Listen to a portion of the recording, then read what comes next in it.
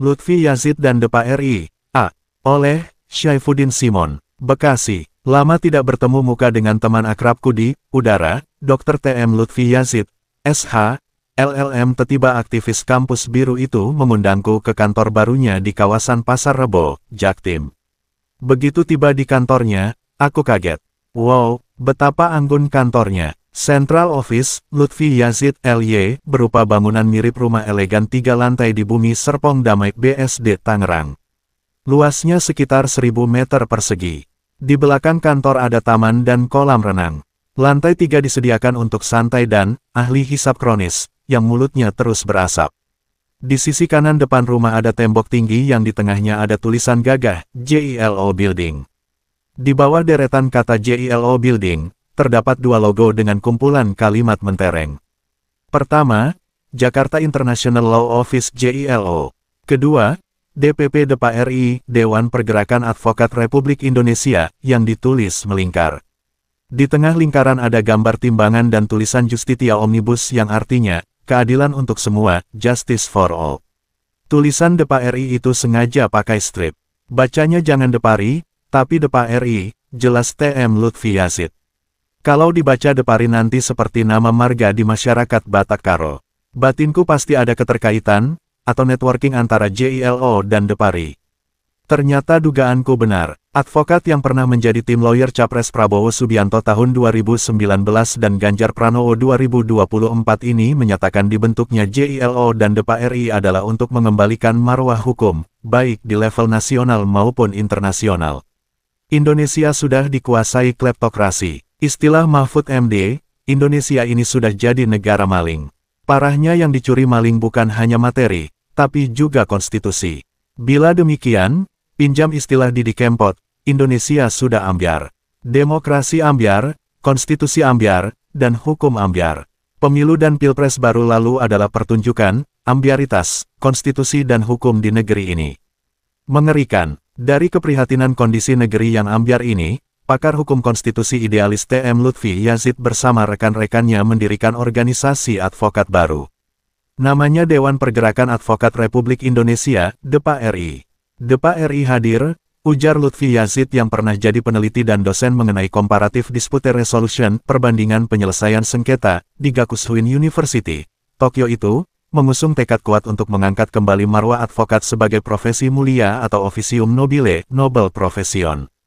Yaitu profesi yang memiliki tanggung jawab besar dalam menegakkan supremasi hukum yang berkeadilan di Indonesia. Dengan motto, Justitia Omnibus, yaitu keadilan untuk semua, Depa RI berkomitmen, setiap lapisan masyarakat, siapapun itu, berhak mendapatkan keadilan yang layak. Lahirnya Depa RI diharapkan memberikan warna lain di tengah banyaknya sinisme kepada para advokat di tanah air, yang sering disamakan sebagai profesi yang hanya mencari duit dengan kehidupan yang gemerlap, namun tidak bersuara saat terjadi penindasan, kezaliman serta penyimpangan dalam penyelenggaraan pemerintahan, katanya. Ia berjanji selama memimpin Depa RI, tidak akan pernah bersikap partisan. Tapi tetap akan independen, berdiri di atas semua golongan dan berpijak pada nilai kebenaran dan keadilan. Sekali lagi, aku akan berada di tengah bersama rakyat pencinta kebenaran dan keadilan, tidak ke kanan, tidak ke kiri, tidak akan membedakan suku, agama, ras, serta perbedaan pandangan politik, kata LY.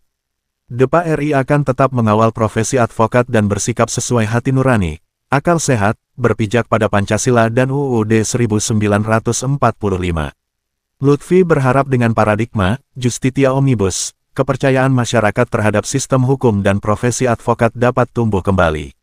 Depa RI bersama masyarakat akan menjaga marwah hukum. Masyarakat akan terpanggil untuk berperan aktif dalam mewujudkan kepastian hukum yang adil, sebagaimana diamanatkan oleh UUD 1945, ujar Lutfi, alumnus UGM Yogyakarta dan Warwick University, Inggris itu. Lutfi prihatin, akibat rusaknya hukum di Indonesia, profesi advokat seringkali dipandang sebelah mata. Advokat dinilai kurang peka terhadap perjuangan demokrasi dan cita-cita negara hukum. Padahal, banyak tokoh bangsa yang merupakan advokat dan memiliki peran besar dalam pembentukan negara ini, lanjutnya. Lutfi menyebut nama-nama besar seperti M.R. Mohyamin, M.R. Supomo, dan M.R. Kasman Singodimedjo sebagai contoh advokat yang berperan penting dalam sejarah. Sebagai organisasi yang baru berdiri, DPA RI telah mendapatkan pengakuan dari negara melalui Surat Keputusan Menkumham RI Nomor AHU 00069921. AH 0107 Tahun 2024. Organisasi ini akan bahu-membahu dengan seluruh elemen bangsa untuk menegakkan keadilan dan membela mereka yang lemah.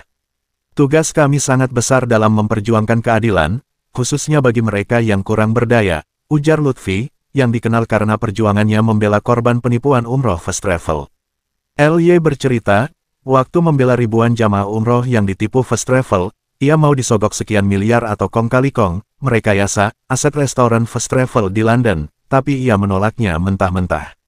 Jelas aku tolak, aku membela kebenaran dan keadilan. Bukan penada suap, ujar LY keras. Pihak yang mau nyuap Lutfi pun malu sendiri. LY pun bersuara keras saat aset first travel disita dan dikembalikan kepada negara, sebab aset first travel tersebut bukan uang korupsi tapi uang jamaah yang dikumpulkan susah payah oleh mereka. Tapi, hal semacam itu sering terjadi. Bahkan dianggap sebagai hal yang wajar. Padahal, akibat hukum yang bisa dibeli itu, langit bisa runtuh. Bila hukum dirusak, semua gaya di semesta seperti gravitasi dan daya tarik proton-elektron akan rusak. Dampaknya, seperti kata Sayyidina Ali, alam pun akan runtuh.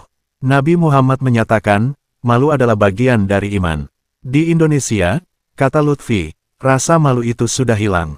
Di Jepang, jika orang korupsi atau melanggar hukum, rasa malunya demikian besar, hingga melakukan harakiri atau sempuku, bunuh diri. Secara syariat Islam harakiri dan sempuku haram, tapi itulah cermin besarnya tanggung jawab manusia Jepang terhadap tegaknya kebenaran dan keadilan. Kini Jepang tercatat sebagai negeri paling bersih, jujur, dan pejabatnya punya integritas yang tinggi dalam membela keadilan. Pria yang pernah berguru pada legenda hukum almarhum Dr. Adnan Buyung Nasution, SH, ini mengaku sewaktu tinggal di Inggris dan Tokyo sering menangani kasus yang menimpa WNI. Belum lama ini, ada ratusan WNI yang tertipu agen tenaga kerja di Jepang. Dan JILO dan DPA RI diminta KBRI di Jepang untuk menangani kasus hukum tersebut. Kepada advokat muda yang tergabung di DPA RI, LY mengingatkan, agar selalu berpikir benar, berkata benar, dan bertindak benar. Jangan main-main dengan hukum. Hukum adalah fondasi kehidupan bermasyarakat, berbangsa, dan bernegara. Jika hukum rusak, semuanya akan rusak. Semesta pun rusak. Karena itu Tuhan sangat murka terhadap perusak hukum. Penulis adalah kolumnis berbagai media massa, mantan editor harian Republika, anggota PPWI Bekasi. Sumber, DPN PPWI Nasional.